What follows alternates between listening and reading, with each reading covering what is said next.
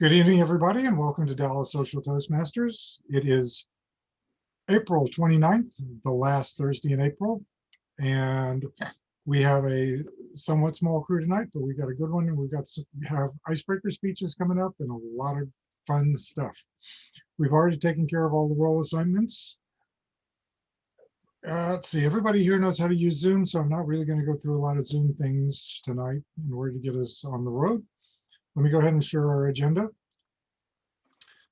First of all, start at DallasSocialToastmasters.com in order to find our agenda. This is our personal website. Third column is the members section, and the very first link under that is the current agenda. If you click on the current agenda, it will bring up this page, which is in fact the agenda for tonight, which also refers to our theme. Is that really a holiday? There have been a couple of changes tonight. The biggest ones are going to be EPOL was not available for timer and vote counter, and those roles are going to be filled by Mark Sims for the timer, and my name is Mark Schroeder. I will be doing the vote counter duties tonight.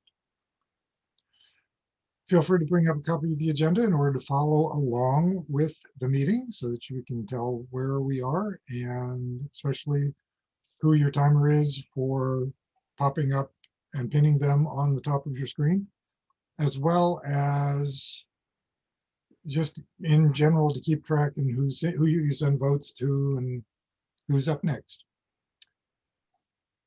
Stop and share. With that, I will go ahead and introduce our Toastmaster, our invocation and pledge tonight. Actually, let me do invocation and pledge first. That's going to be Rob Giles. And Rob is also going to be our Zoom master tonight. So if you have any issues, he is your first choice for Zoom master to help you with any issues. I'm going to be the backup for that. Go ahead, Rob, with your invocation and pledge. Thank you very much, Mr. Mark Schroeder. So the first thing I want to do is actually our Pledge of Allegiance. And as you can see in the background here, I have a flag. So I'm going to stand and recite the Pledge of Allegiance. And you are welcome to join me if you're so inclined. I pledge allegiance to the flag of the United States of America and to the republic for which it stands, one nation, under God, indivisible, with liberty and justice for all.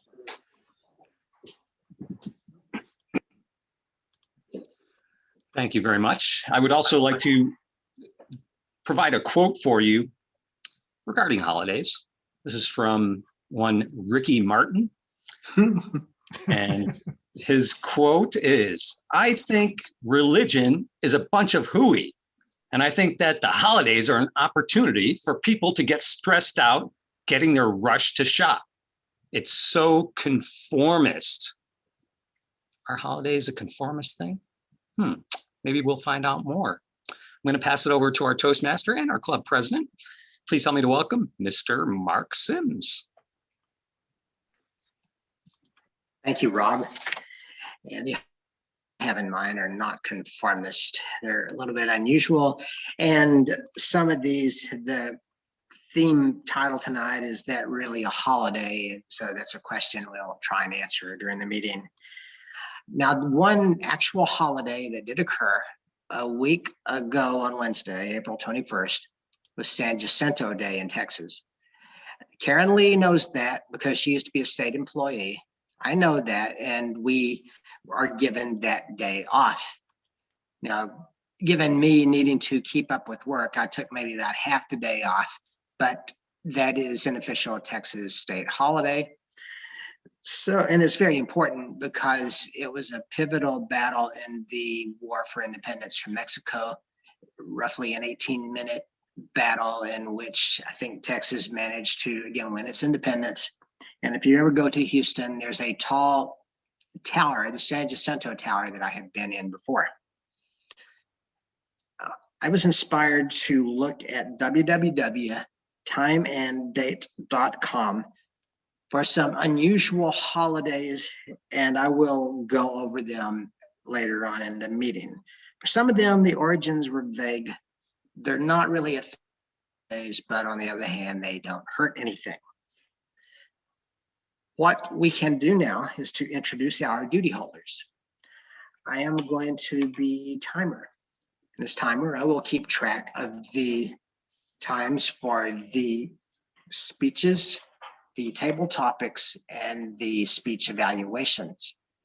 When the speaker hits the minimum amount of time for their speech or table topics or evaluation, I'll display the green. They hit the midpoint between the minimum and maximum, I'll display yellow. And then when they hit the maximum time, I'll display red, and there's a 30-second grace period, and I'll just continue to hold up the red. I won't interrupt, obviously, but I'll just do the best I can to give the speaker notice that they really need to hurry up. And when I'm on by the Toastmaster, which is me, or the Table Topics Master, the GE, I'll give reports on the time. With that, we can turn it over to our next duty holder, our posture monitor, Rob Giles. Thank you very much, Mr. Toastmaster. As your posture monitor, I'll be looking for any gestures or posture that is distracting to what you're trying to say or present. I will also look for anything that is beneficial, any added gestures that enhance what you're saying, make what you're saying a little bit more impactful. So I'll be looking for those things. I'll be noting them up here, but I'll also be writing them down. And I'll give a report at the end of the meeting when called upon by our general evaluator. Back to you, Mr. Toastmaster. Thank you. Our AW counter tonight is Karen Smith. And Karen, would you please discuss your role? As the AW counter, I will be, Mr. Toastmaster, as the AW counter, I will be taking note of any ahs, ums, or long pauses that each speaker may use. And at the end of the class, I will give a report to the general evaluator. Thank you. Back to you, Mr. Toastmaster. Thank you.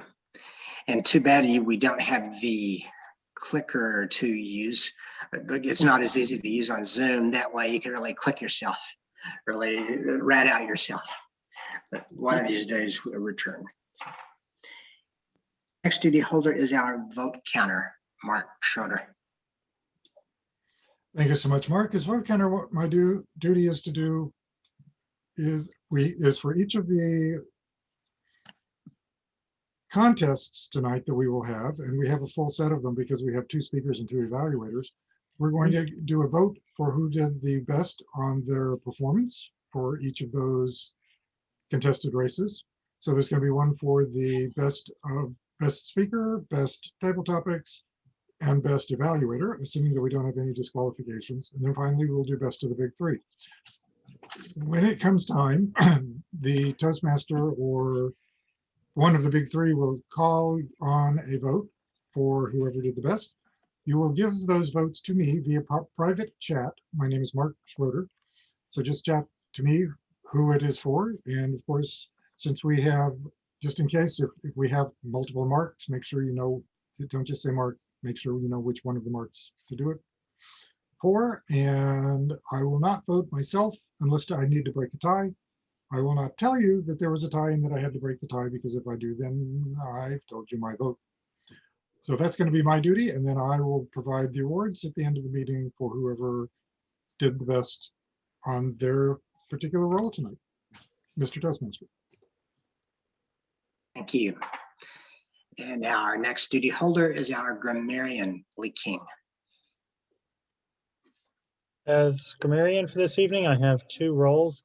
First, to listen to the English language and point out any particularly good uses of the English language and any poor usage of the English language. My second duty for this evening is to listen to the word of the day, which I've decided will be chaos. You will need to use the word chaos during table topics to qualify. Otherwise, it is encouraged throughout the remainder of the meeting. Back to you, Mr. Master. Thank you, Lee. That concludes our duty holders. I do want to note, Lee, that probably the most relaxed person in this entire meeting is the cat that is behind you. because he or she is totally living large. So good for him or her. And some thoughts on unusual holidays. One that is on January 31st is Backwards Day, where you do things in reverse, as in say goodbye to someone when you meet them and then say hello at the end of the conversation. And now one thing I'd caution you about is you wear clothing backwards, and be careful about underwear becoming outerwear. That I see, but just keep it clean, keep it classy.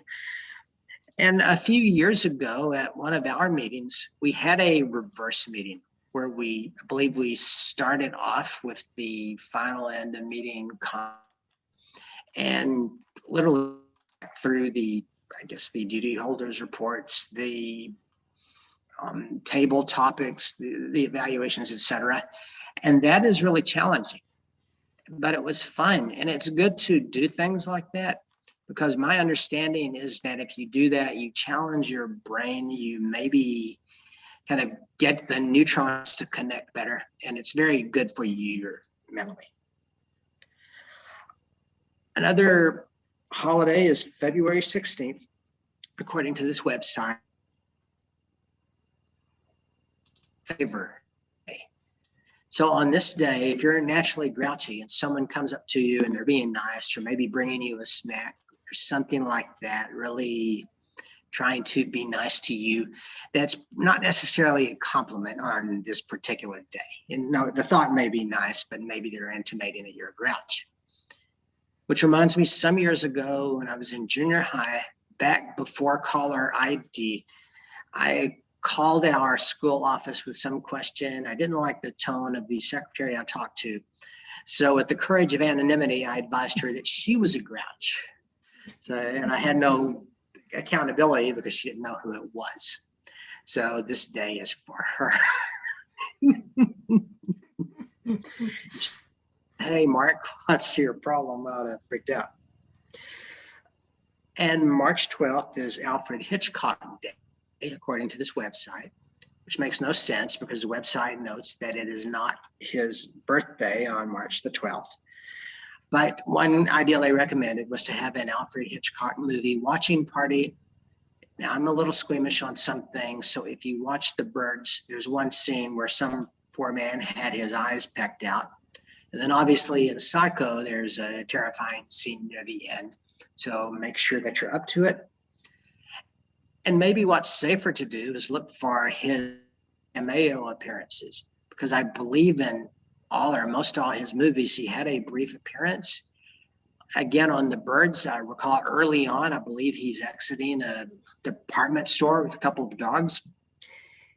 And the strangest one is there's one of his movies where some guy is on a raft the entire movie, and the only way they could get Hitchcock in there was someone on a raft stranded somehow had a newspaper, and they had Hitchcock in a newspaper ad. Go figure. But again, if you're really, really bored, it's good from time to time to binge watch on some classic movies. Now, those are a few. I'll come back to a few more in a few minutes. But at this point, we want to turn to our prepared speakers. Our first speaker is Karen Smith. And I'd like his evaluator, Dagan Newland, to discuss Karen's speech. Basically, Karen is doing they call it icebreaker. So it'll be our very first speech. So basically it's just to get know a little bit about Karen and get to know her abilities in speaking. And of course they give an evaluation based on that. And the, of course, in the icebreaker notations, speech should have a clear beginning, body, and ending. And yeah, like I said, it was get to know a little bit about her and to get to know her speaking skills. So back to you, Toastmaster.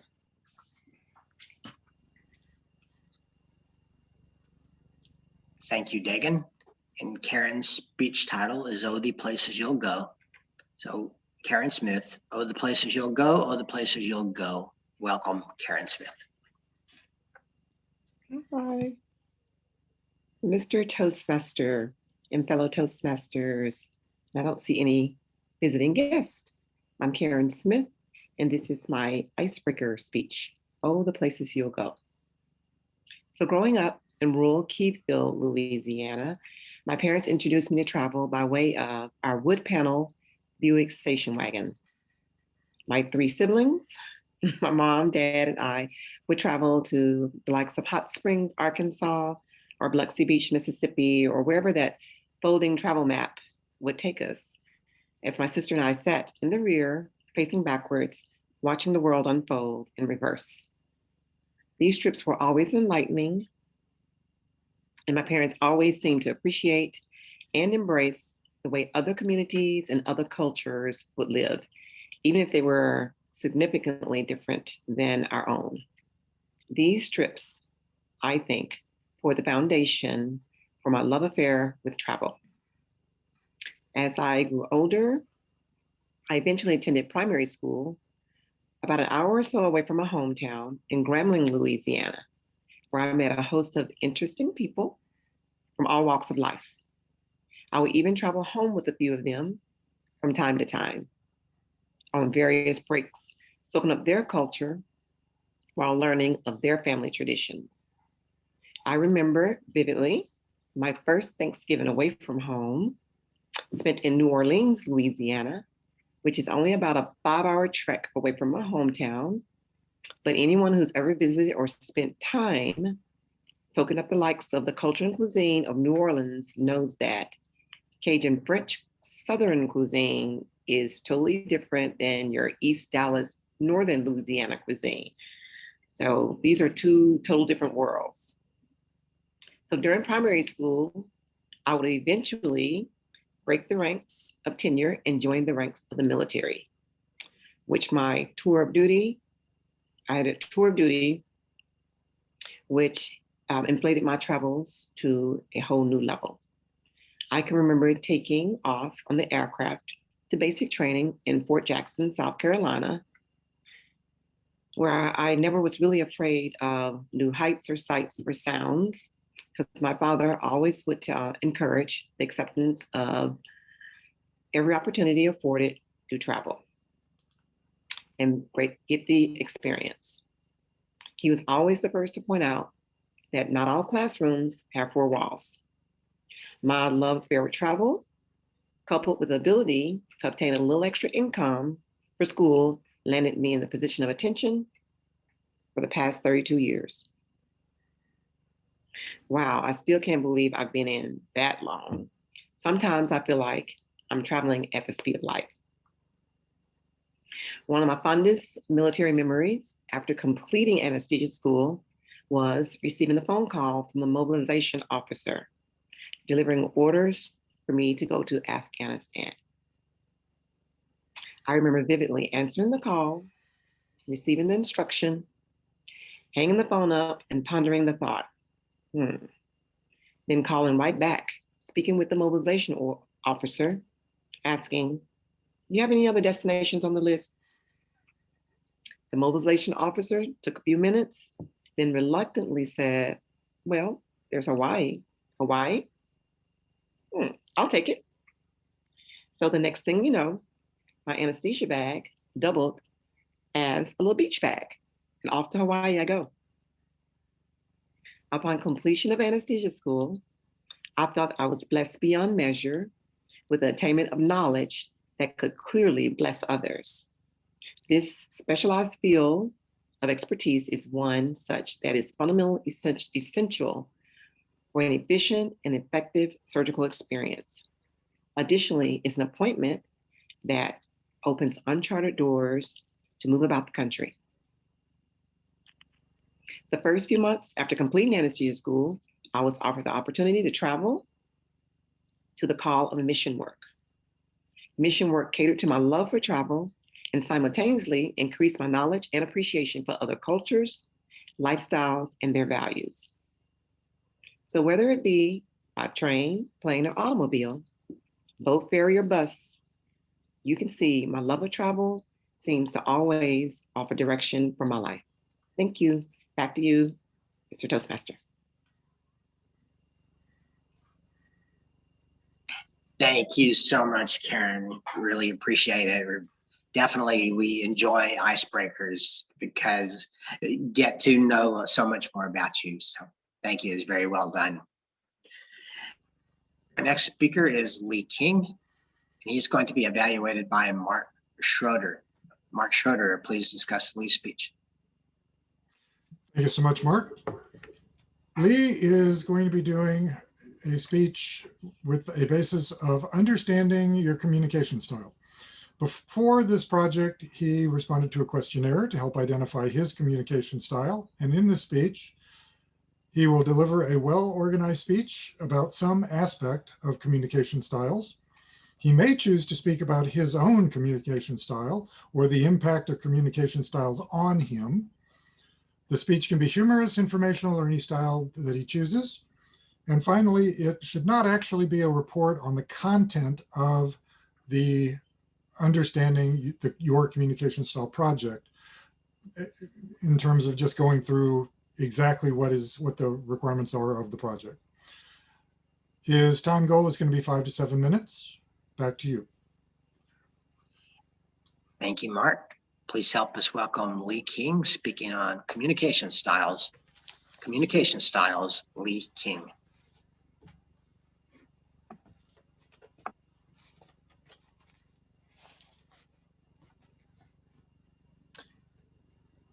Good evening, fellow Toastmasters. Tonight, I'm going to give a presentation on communication styles. As indicated for this project, I was expected to go through a survey to learn what my strengths are or what my strongest areas of communication styles are, share a little bit about them, and then give an interpretation of what that really means.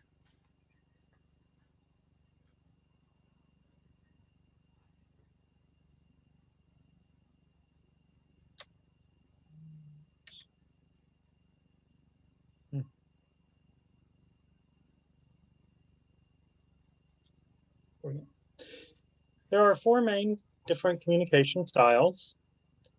There's the direct, the supportive, the initiating, and then finally the analytical. Of course, there are a ton of other ones out there, and depending on what literature you read, you might find it phrased otherwise, but for the purposes of this speech, Toastmasters International says that there are these 4: the direct, the supportive, initiating, and then finally analytical. After taking the survey, I found that I scored particularly high in, actually tied in these 2, the direct and the supportive. So tonight I'm going to really focus my speech on the 2 communication styles that I'm the strongest at. So that being the directive and the supportive. Now, with any type of communication style, just like any other leadership style, there are advantages and then there are areas of caution. A couple of the positives for someone that has a direct communication style is that they can be competitive, they can be independent, and they tend to be confident.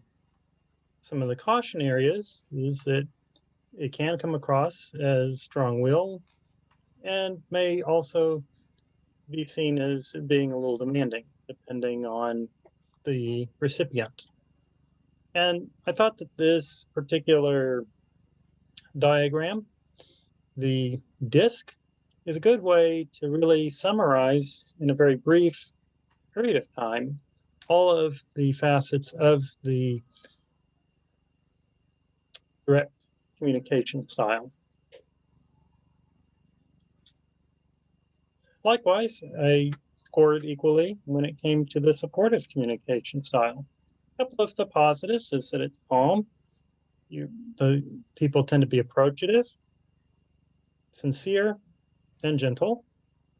But a couple of the caution areas is that the person may seem indecisive at times. Making decisions may be difficult. Or they may come across as less assertive because the individual might be trying to please other people and be a little less out to assert themselves and take control. So what does this really mean in the big picture? And this is my takeaway from what I learned and just reflecting on my communication with other people. But first, it becomes important to learn how to balance both the direct and the supportive communication styles at the same time, because both have qualities that will parallel each other.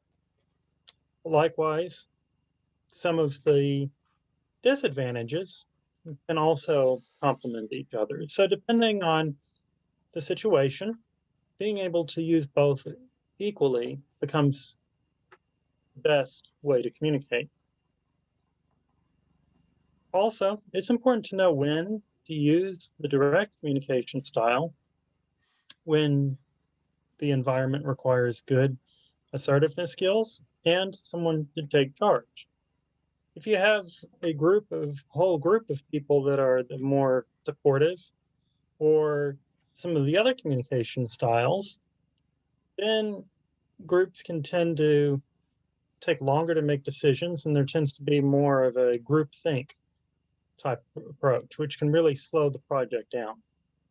It then becomes important that somebody steps up and takes the leading role.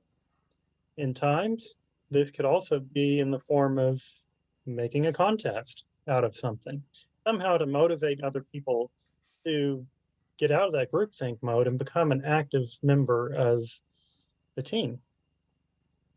Likewise, though, it is also important to know when to slow down in other environments and to allow others time to process and complete tasks on their timelines. As someone that is direct, maybe wanting things done early, while someone else may see that it's okay to wait a little bit longer and get something done a little bit later.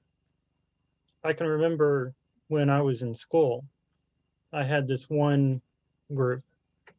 One of my classmates, when an assignment was due, she expected it done 2 weeks early. She couldn't go to bed if the project was not done early. Likewise, one of my other classmates found it very difficult to get things done on time, and she couldn't sleep if deadlines were pushed up. So determining that right compromise became very critical. So as you can see, having that delicate balance of using both of your highest communication styles to your strength becomes very critical. And just one final thought from Bill Gates. He said, I'm a great believer that any tool that enhances communication has profound effects in terms of how people can learn from each other and how they can achieve the kind of freedom that they're interested in. And I thought that was a great way to close today's speech. Back to you, Mr. Toastmaster.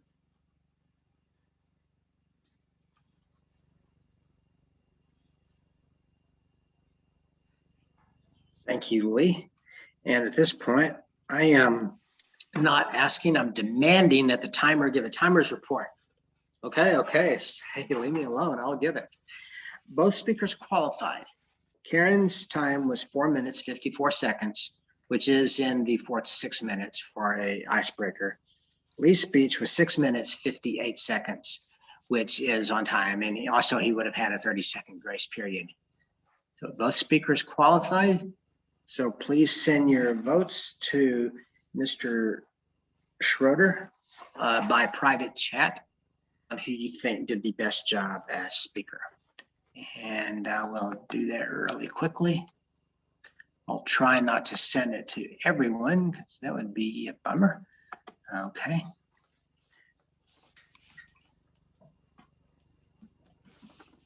Good.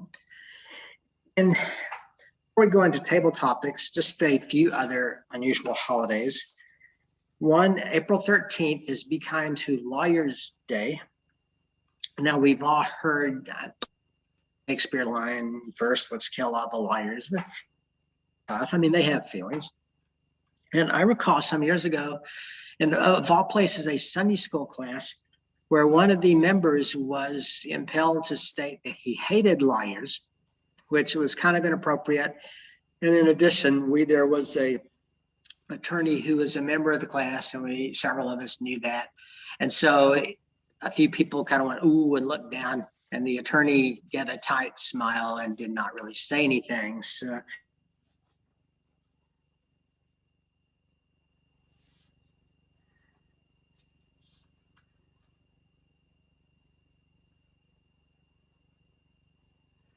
You freeze?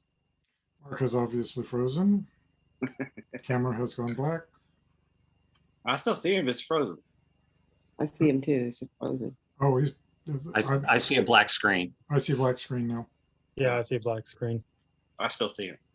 He, So do I. They have PCs. We're on Mac. Anyway, Is that the difference? oh, well. yeah. Are you on PC or Mac, Karen? On Mac? I knew it. Ah, yeah. Yeah. Hey, there's a difference. That's a very disparaging remark, Mr. Vessels. He's over there causing chaos. Exactly. Exactly. Those Mac people.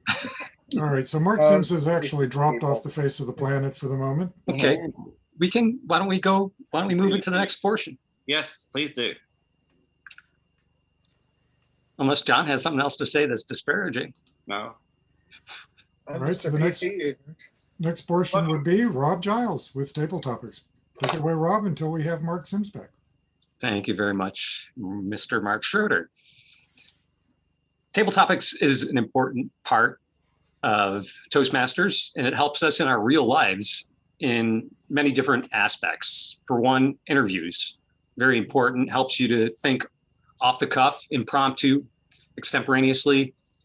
So when you get that interview question that you weren't prepared for, you still are prepared for it because you were in Toastmasters. And it's also great for just social engagements. When you run into somebody and you're sitting there in the corner with them, you have to talk. Otherwise, it gets awkward. So Toastmasters helps in that, and Table Topics specifically. So Table Topics is a very useful skill to become proficient at. One of the things that you have to do during our Table Topics portion of the meeting is to qualify on time, and that means that you need to at least reach 1 minute. You cannot go past 2 minutes and 30 seconds. 2 minutes is really where you want to aim for, but you'll have a 30-second grace period afterward. I'm sorry, I said 30-second grace period. Maybe I said 30 seconds. You'll also need to do, For Rob Giles. there you go. There's another disparage. I think we need to change the theme. The second thing that you need to do, is that you need, despite what's going on around you, it may be chaotic, but you need to use the word of the day. Remember the word.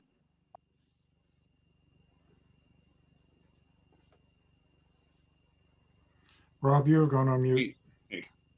My apologies. I don't know where that came in, but you must use the word of the day in order to qualify to win Table Topics. And the word of the day is chaos. I put that into the chat, so remember that. I will try to hold it up during the meeting as well. Perhaps our grammarian will as well, but I will do my best to show that as well so that it can help avoid chaos on your part during your responses. I'm going to start off with this question. I heard that you were abducted. Yes, abducted. I want to know, is that really the truth? Tell me about it. John Vessels.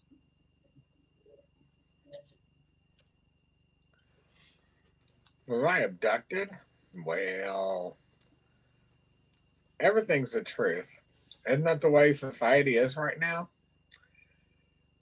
You pick a theory, you stick with it, whether it's truth or not, whether it causes chaos, it doesn't matter. Lying is no longer a sin. Truth no longer matters as long as you're political. keeps saying the same thing over and over again, trying to convince somebody of the truth. I had a friend once that told me everybody believes what they want to believe. And I always thought, well, that's ridiculous. That's not the truth. The truth is the truth, regardless. But now he was, about 10, 15 years younger than me, and I can see it must be a youth thing because everybody now going up. That's the way it is. This is what I think, so that must be the truth. And it, it doesn't matter whether it's you sit down and promise like it's paper. No, it's not. That's cellophane. It's like you're an idiot, but whatever. So that's all is my thought. So I was abducted by the truth monster, and I know that there is reality, that there is truth, and there is falsehood, and that never the twain shall meet. Back to you, Mr. Table Topics Master. Thank you very much, John. Unless somebody else jumped in there and mentioned this while I was on mute, apparently we lost our timer as well. So I don't know if somebody else wants to take that duty over during Table Topics until our timer back. comes. Oh, he is back. I'm back. Oh, I apologize. Yeah. You're on my other screen, so I apologize. All right, Yeah, well, I that's saw great. the green flag come up. So he's Excellent. there. Very good.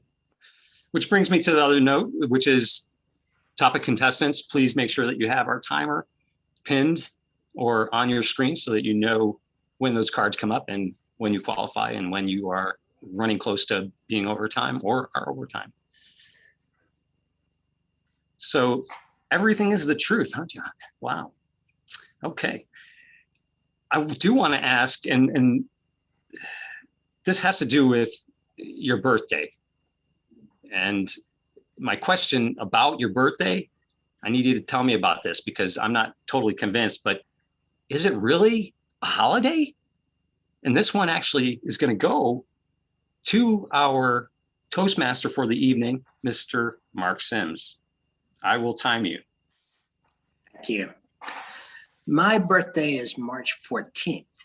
Now that day jumps off the calendar at you because you've given it so many times to people that ask for your date of birth. And then when you were a child, you wanted to your birthday to come around so you could get a lot of presents. And nowadays, I don't really pay much attention to birthdays. I don't like chaos or a bunch of attention. It's just another day. I mean, obviously, when you have a birthday, let's say you turn 40 or 50 or 60 and I've turned and surpassed all, that makes you think a little more. But I really don't care that much. And it definitely is not a holiday. And unfortunately, don't really get that many presents. There are a few people at work that have sent an email saying happy birthday. Okay, yeah, that's fine. So not a big deal to me. Thank you, Mr. Table Topics Master. Thank you very much, Mr. Sims.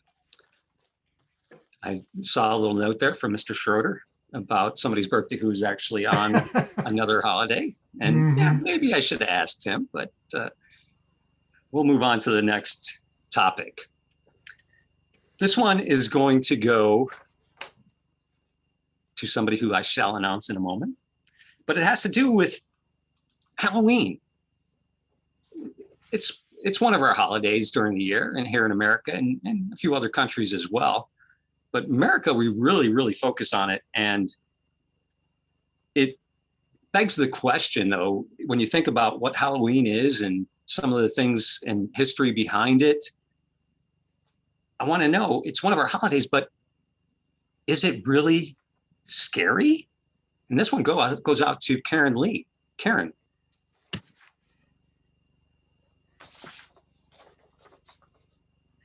Is Halloween scary? Yes. I do believe that when you watch horror shows that they are scary. I don't like the chaos and fear involved in horror movies, so I don't watch them. When I was little, we did go trick or treat in our neighborhoods. we went trick or treat to visit neighbors that we knew, and our parents went along with us, and we got a lot of candy. I never finished my candy when I went out trick or treating, but we did enjoy seeing our friends and the people and neighbors that we visited when we trick or treated.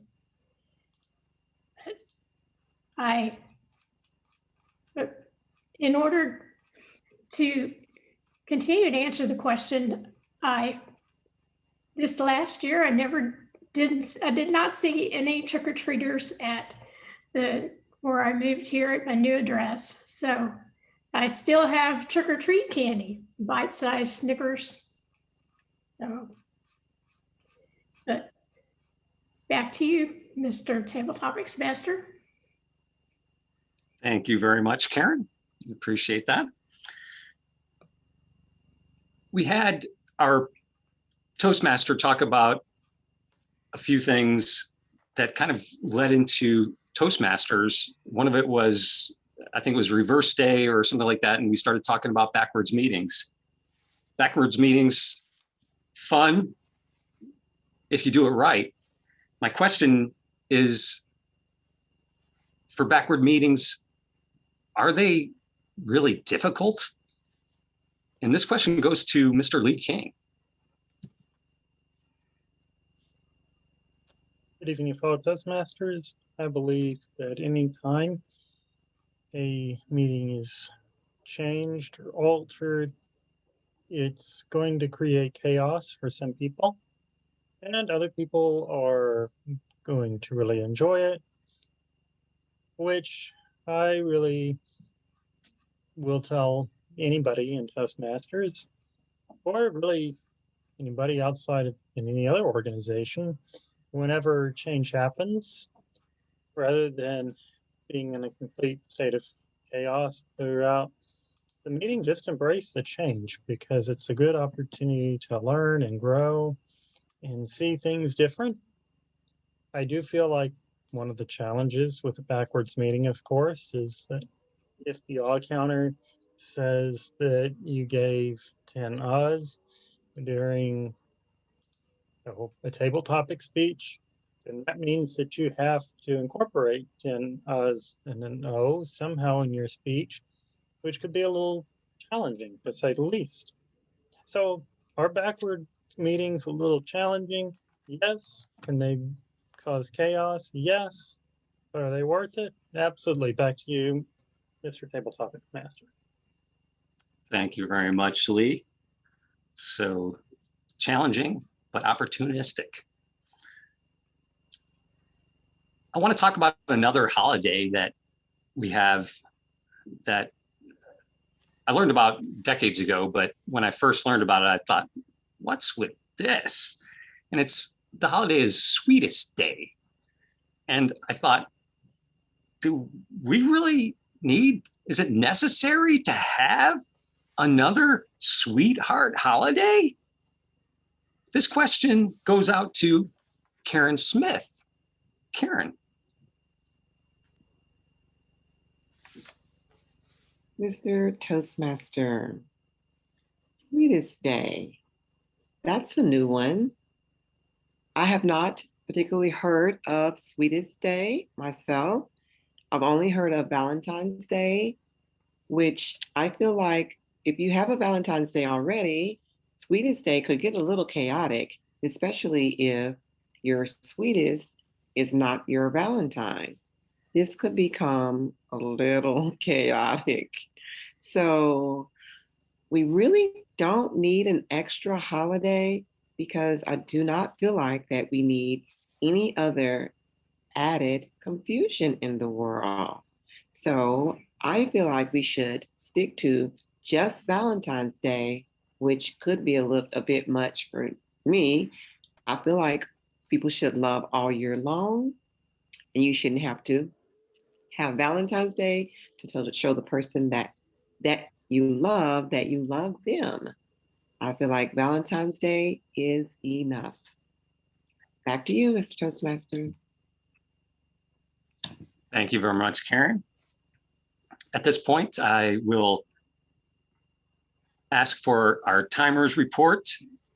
Mr. Timer, did all of our contestants qualify on time? Everyone qualified. John Vessels was 1 minute, 30 seconds. Rob, you timed me at 1 minute and 5 seconds. Karen Lee, 1 minute, 23 seconds. Lee King, 1 minute, and Karen Smith at 1 minute and 8 seconds. So we are qualified. Thank you very much, Mr. Timer. I also want to call upon our grammarian to find out, did all of our contestants use the word of the day? Mr. Lee King?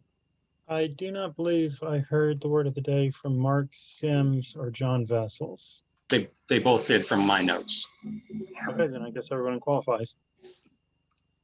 Excellent, thank you very much.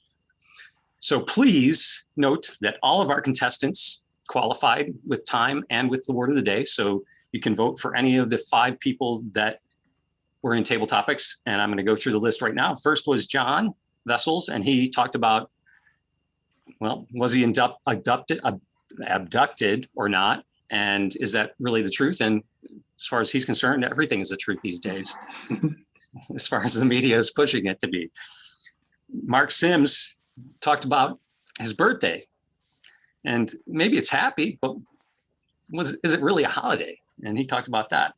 Karen Lee told us whether Halloween, although one of our holidays, whether it was scary or not.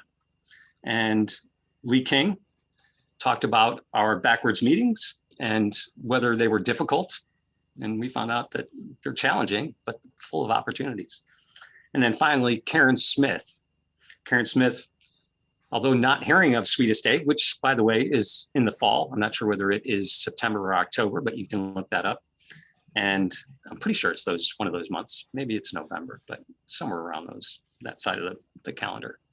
She talked about Sweetest Day and whether, we need another sweetheart holiday. And as far as she's concerned, and me too, Valentine's Day is enough.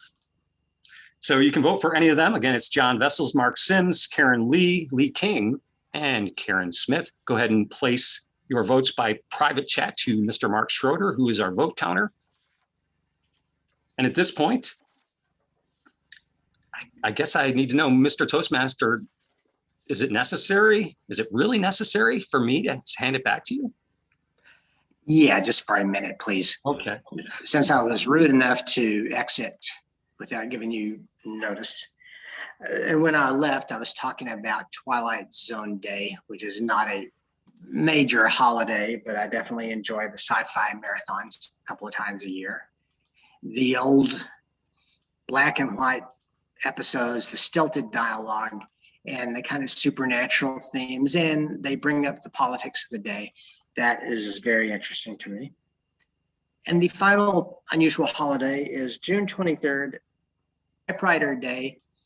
Go figure, because a lot of people in the world today have never used a typewriter.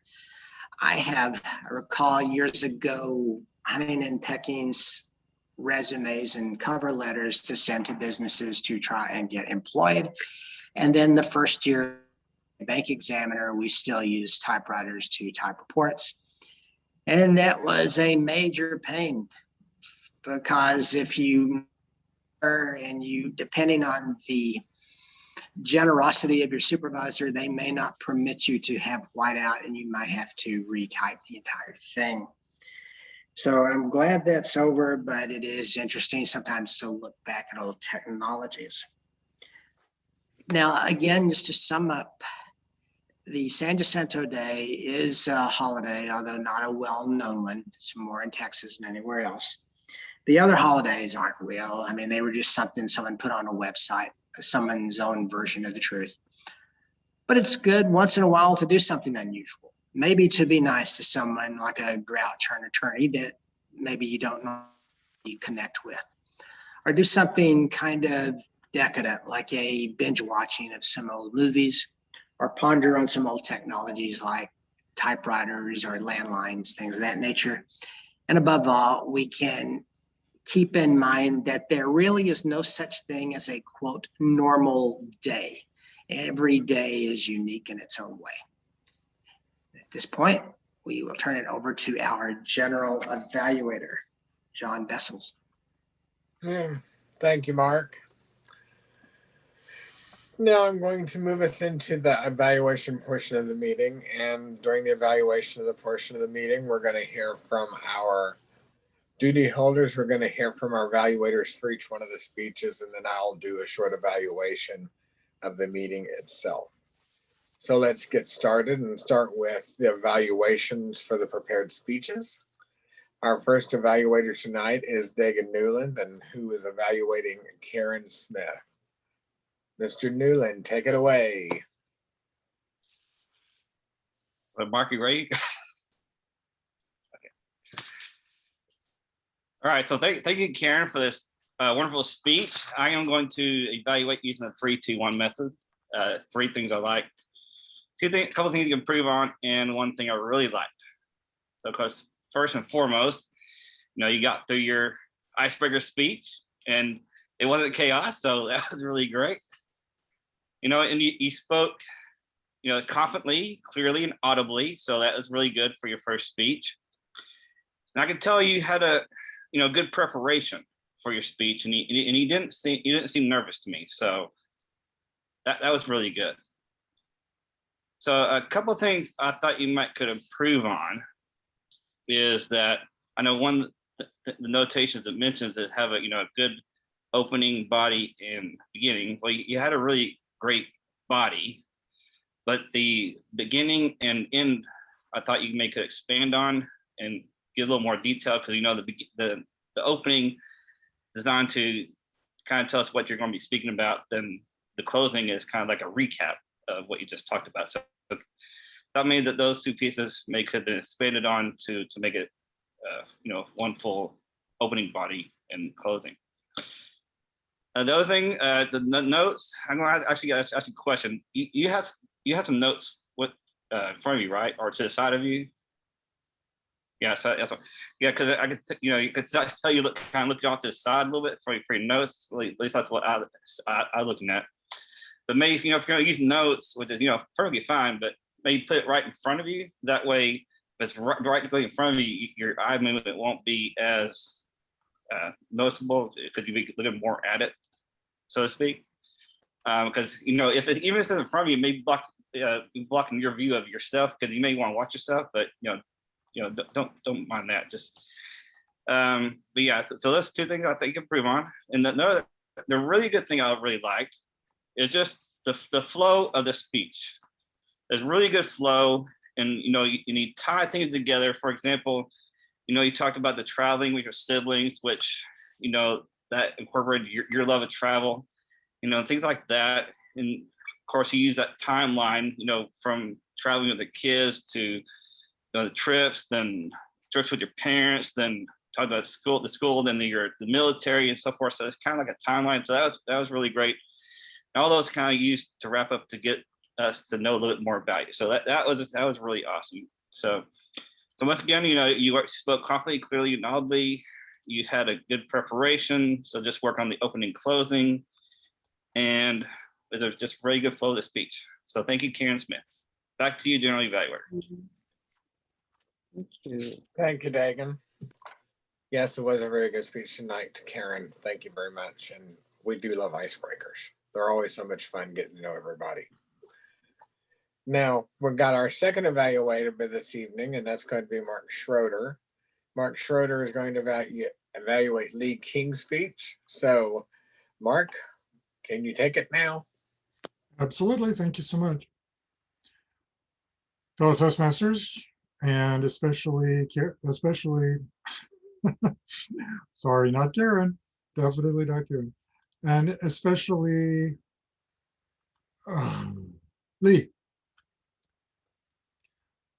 Thank you so much for the speech tonight.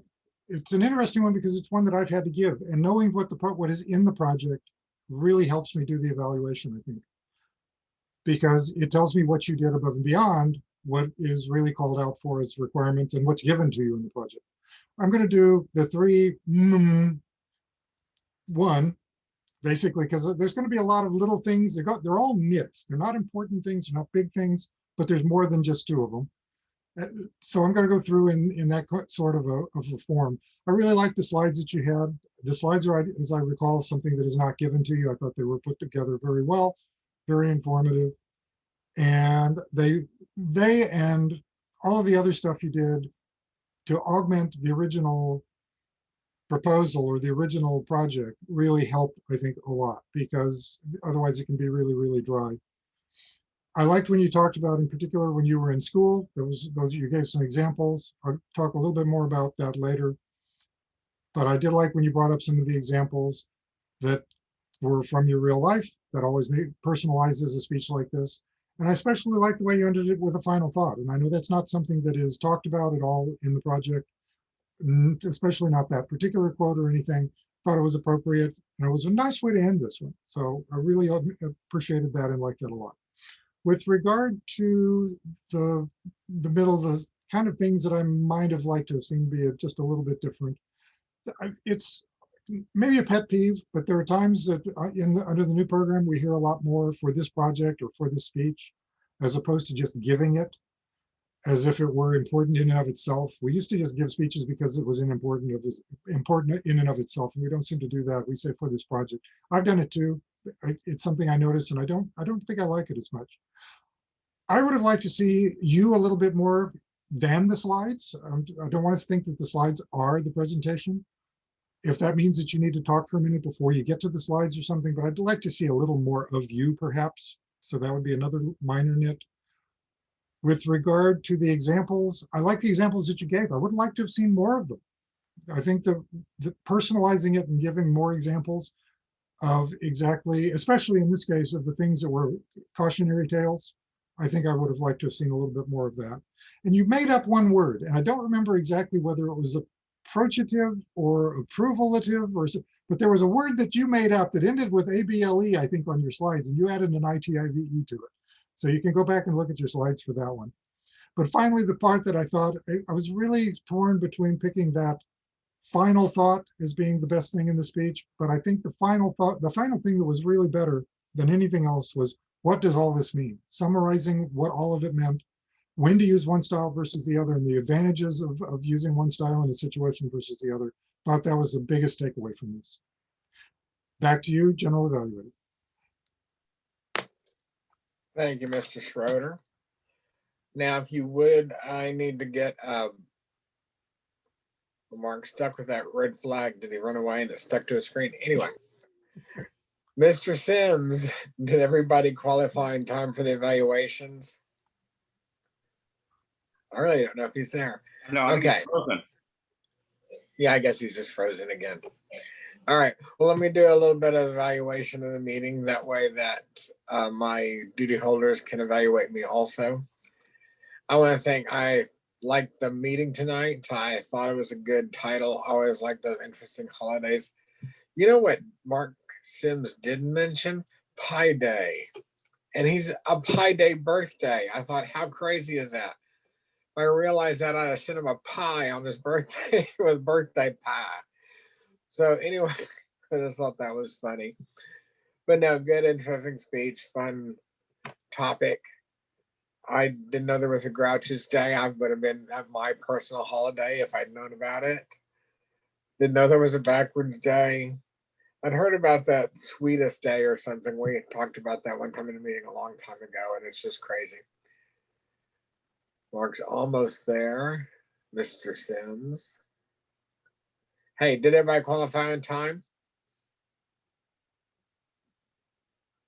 Don't unmute. Thank you. Dagan definitely qualified at 2 minutes, 54 seconds. When I went away, I don't know if Mark had much more time to go or not. He had surpassed three. Benefit of the doubt. I would give him the benefit of the doubt. Yeah, I saw the red flag go up and then he wrapped up pretty quick. So I did wrap yeah, up we'll pretty stay quick, good. but if I had absolutely realized he was frozen and this would happen, I'd have talked for another couple minutes. Yeah. And the red flag I put up right at 3 minutes. So Yeah. I think definitely he deserves the benefit of the doubt since I bugged out again. Okay.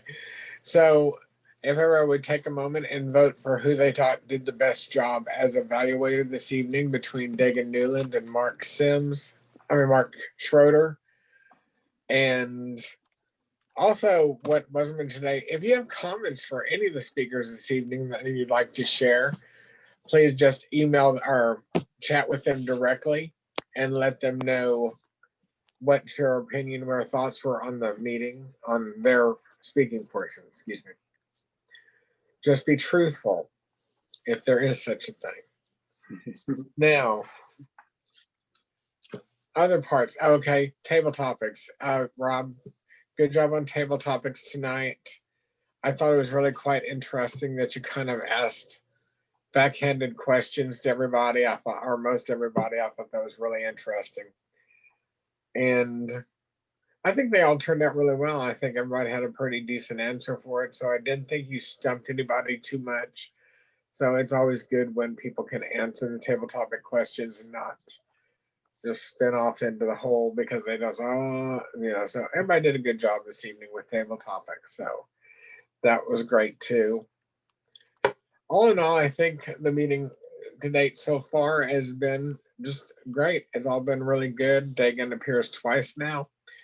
So I don't know what he's doing, but okay. I'd like to go ahead and go on to our duty holders for tonight. And we're going to start with Karen, who is our awe counter. So Karen Smith, will you let us know your awes? Our this evening, once again, were very, very few. We only had one awe. I think the very beginning of Karen Lee's speech, she paused a bit and then started. But other than that, the Mark Sims, the beginning of your speech, I think you were waiting for your PowerPoint to come up. So those are the only awes for the evening. Back to you, Mr. Toastmaster. All right, thank you, Karen.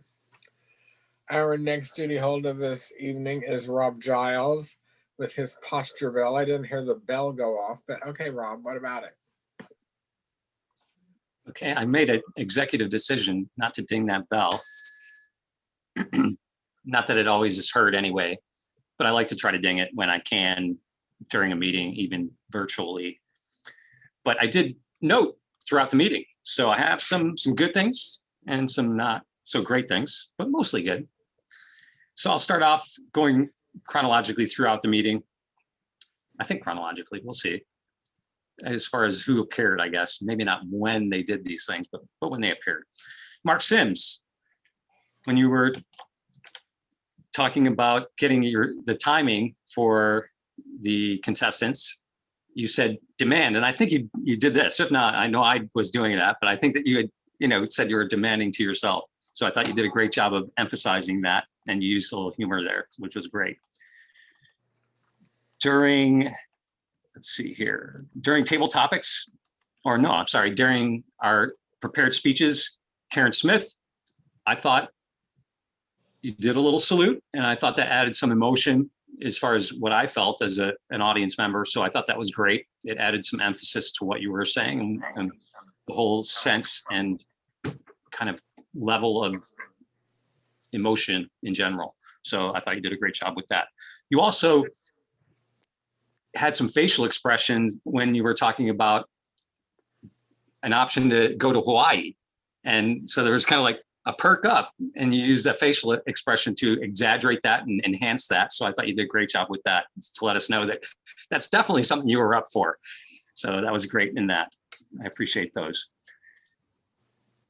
During I think this happened actually somewhere in between when we were trying to figure out about our Toastmaster leaving the meeting and coming back. But John Vessels, after your disparaging remark, I proceeded to see you start to comb your beard. So I don't know if you knew you were on screen or if you're anticipating me to take over the speaking. I hadn't at that point, so you were on screen doing that.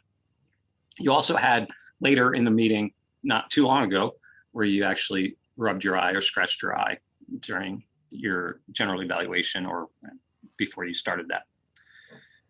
Dagan, you were talking about Karen Smith during your evaluation of her speech, and you were talking about her notes and you talked about her notes being down here, and you actually moved your hands down there. So I thought that was a good way to express and show what you were talking about. Mark Schroeder, during your evaluation, actually at the beginning, or you might say it's prior to your evaluation, you had kind of a sigh or a gasp. And when you did it, you moved your head forward for exaggeration and emphasis of the sigh. So I thought that was, although not part of your evaluation, it was interesting. You also, let's see here, you had your hands down kind of around this area to where we could kind of see some of the things that you were doing, but not entirely. So I would recommend maybe bringing them up a little bit more. It's tough, sometimes tough to gauge ourselves, especially if we're not coming up on the screen. And as a speaker, you may not if you're the host. So that could be something that you may want to try to just bring the hands up a little bit more so we can see exactly what your gestures are. And that is all that I saw as posture monitor for tonight. So it was pretty cool, some pretty good things, and a couple of things that we can maybe think about and work on. Back to you, Mr. General Evaluator. All right. Thank you, Rob.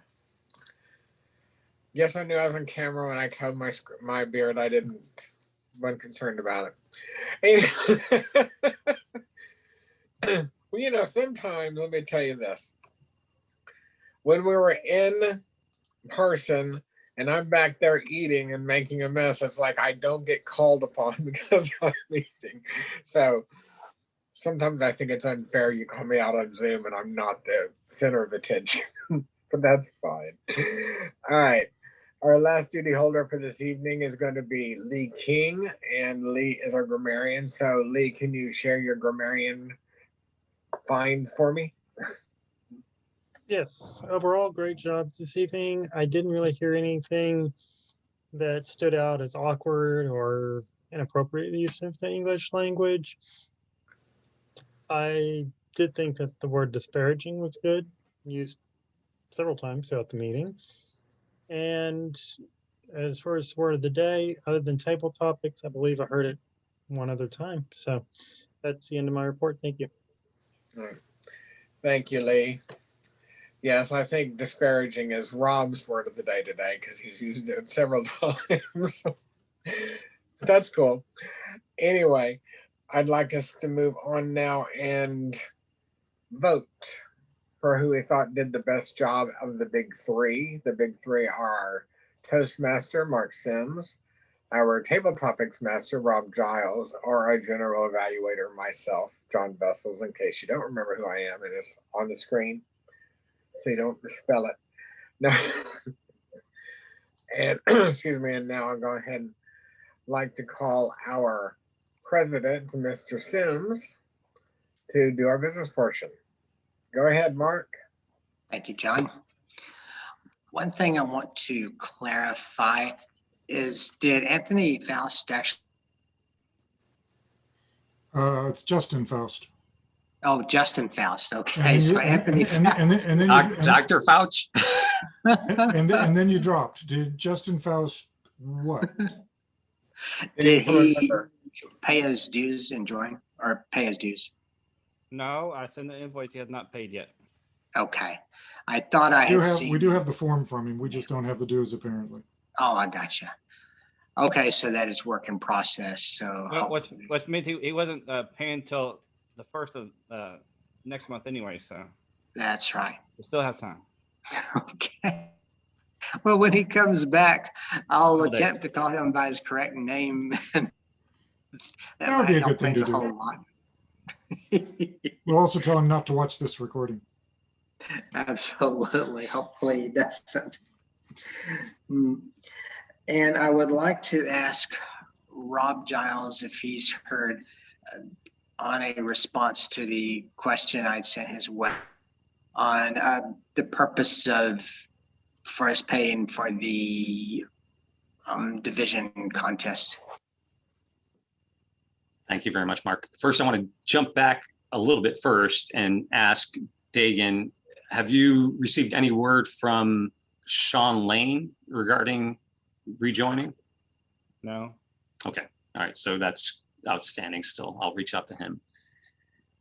As far as the question or questions was regarding bookstore bucks that we're getting from our renewals by the end of March, as well as our DCP points, Distinguished Club Program points that we received by end of April. So we meet enough that we get $100 in bookstore bucks, which is bucks that you can use at the D50 bookstore, or in this particular question and case would be toward the District 50 conference, which is coming up from the 12th of May through the 15th of May. Might be through the 16th actually, but I think it's definitely through the 15th.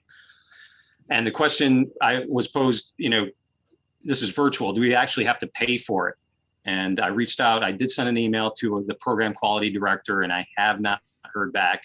I'm actually going to send out, I meant to do this yesterday, was to send out another email to our Metro Division director and see if he can expedite that answer or provide that answer himself as to why are we being charged at all, whether it's bookstore bucks or actual real dollars, US dollars, for a virtual conference. And I don't know that answer myself, but I'm working on that, Mark. And I will say this, and that is that no matter whether we pay for it as a club, we still can attend all of the contests. And there's one at 7 p.m. on Wednesday the 12th, which is humorous, Thursday the 13th, which is evaluation. Table topics is 7 o'clock. So all three of these are 7 o'clock p.m.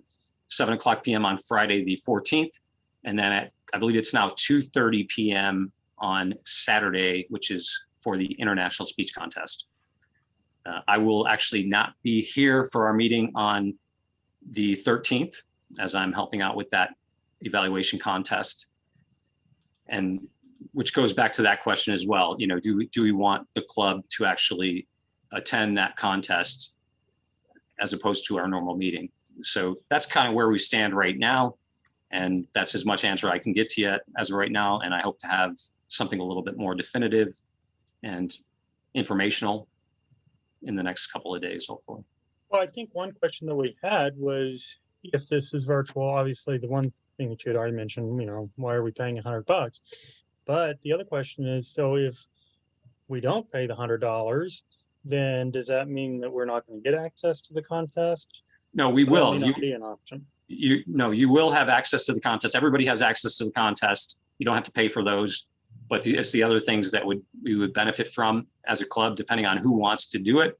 There's other things like keynote speeches. There's other Hall of Fame, DTM ceremony, things of that nature that we would get benefit from. And there's probably actually a few other either seminars or classes, things like that. I don't know the exact block schedule over those 4 days as of yet. I don't know if it's posted yet on the D50 site, but there's a lot of those extra things beyond the contest and beyond the business meeting that could be something that us as members may want to attend, especially keynote speeches, which I believe that there's at least 2.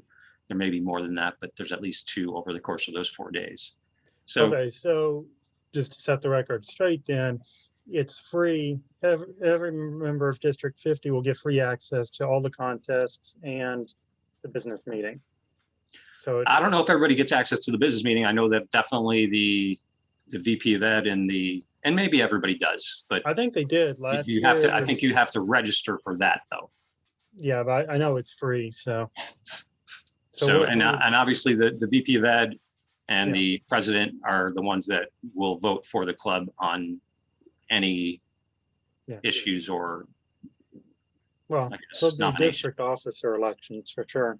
Exactly, those, yes. So there you have it. Back to you, Mr. President.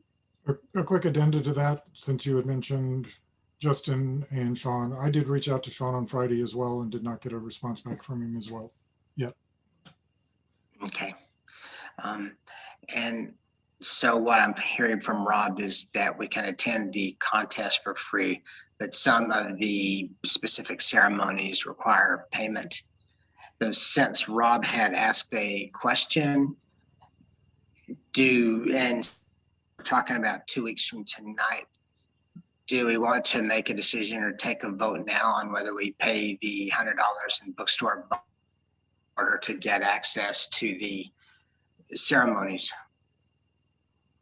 I think we should wait and see what the answer is. I still want to know why. I'd like to see a budget. Why do they need $100 for a conference that's not going to cost the district any money? Okay. Yeah. And if I don't get a satisfied answer, I'll vote no. Okay. Yeah. Okay. Hopefully they respond by next week then, so we can have some clarity on that. Okay. Otherwise, I guess, or then, otherwise, I guess we just make the decision. And if that means that they don't get good attendance, that's poor planning on their part. What about the other question Rob had on special meeting on May 13th and at 10? I believe that's the evaluators contest. Personally, I would be up for doing that, but obviously it needs to be a club decision.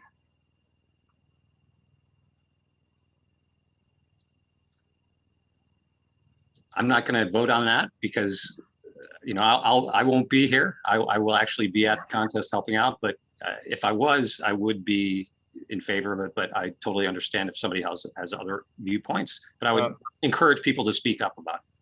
Well, can we make like a quick vote on at least who's here currently, if they want to do it or not? Sure. I would say, well, for starters, before we vote, does anyone else have any questions on that night on May 13th? Well, just the obvious one, just to verify that is therefore one of the free, we'll be able to go no matter what. Okay, Rob says yes. Okay. In that case, I would say everyone that would be willing for us to have a special meeting, attend the evaluation contest on May 13th. So vote. Everybody. Okay, and was there anyone opposed? And I'm not sure. There wasn't. Okay. In that case, I think we're good, Rob, on the May 13th special meeting. Hopefully learn something from the evaluation contest. And then next week we can get clarity, hopefully, on why pay.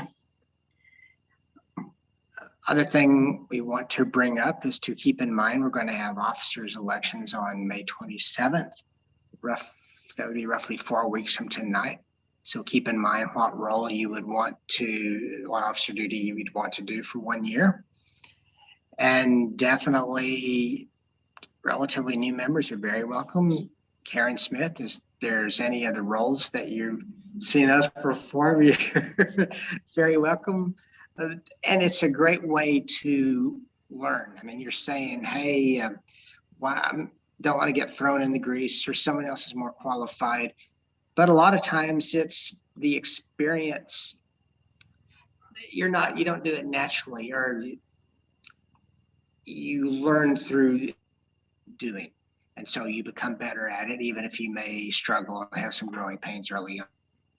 So I would say everyone, please keep that in mind, what role you would want to assume for the July 2021 through June 2022 time period. And before we get our winners, is there any other business to be brought up? The only thing would be, is it appropriate for me to approach Ozonas with the June date as a possible? Still as a possible, not as a guarantee? My thought would be yes. I've got both shots now. I'd be willing to do that. Okay, I can at least approach them and say we're looking at that and we hope to be able to do that, and let it go at that for now. Okay. Good to me. I have a couple things, but I won't wait till at the end until we stop recording. Okay. Okay. Gotcha. And in that case, is there anything else we need to consider before we get the winners? All right, Mark Schroeder, would you tell us please who the winners are for tonight? I would be happy to, Mark. All right, we're going to do it from the top. The top being, of course, best speaker. Our best speaker for tonight is Karen Smith. Congratulations, Karen. Next, we have table topics. The best table topics respondent tonight, the reward goes to John Vessels. Congratulations, John.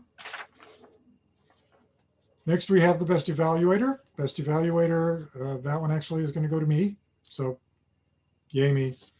The best of the big three. All right, so best of the big three tonight. Our winner of that award is going to be Rob Giles. Congratulations, Rob.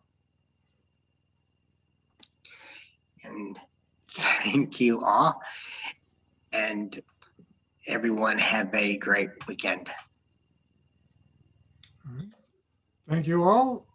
I know we've had a little bit of chaos tonight with some internet issues, but thanks for everyone being here. I will stop the recording in 3, 2,